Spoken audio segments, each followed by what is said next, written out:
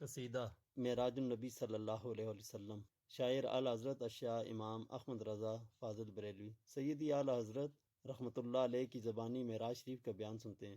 معراج نظم نظر گدا بحضور سلطان انبیاء علیہ افضل الصلاۃ والثناء، در نیت شادی اسرائے، یہی وہ قصیدہ معراج ہے جو اردو شاعری کا تاج ہے۔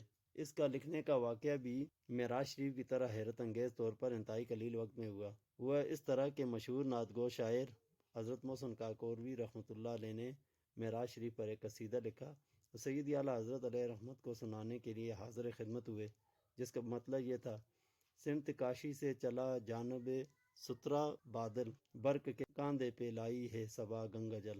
نماز ظہر کے بعد کی نشست تھی۔ محسن صاحب نے ابھی کچھ اشعار ہی سنائے تھے کہ وقت اثر ہو گیا، جس پر بقیہ قصیدہ بعد میں سنانے کا طے ہوا۔ بعد از نماز سیدی اعلیٰ حضرت علیہ رحمت نے اتنے قلیل وقت میں قصیدہ معراج کے بارے میں جو اشعار ترتیب دیے تھے، جب سنانا شروع کیے تو محسن کاکوروی صاحب نے سن کر اپنا قصیدہ واپس لے لیا اور عرض کی: حضرت، اس سے زیادہ جامع اور اعلیٰ قصیدہ کوئی کیا لکھے گا؟ اتنے اشعار لکھ کر سیدی اعلیٰ حضرت اپنے آقا و مولا حضور پرنور صلی اللہ علیہ وسلم کی بارگاہ میں درخواست کرتے ہیں کہ ثنائے سرکار ہے وظیفہ، قبول سرکار ہے تمنا، نہ شاعری کی ہوس نہ پرواہ، ردی تھی کیا کیسے قافیے تھے۔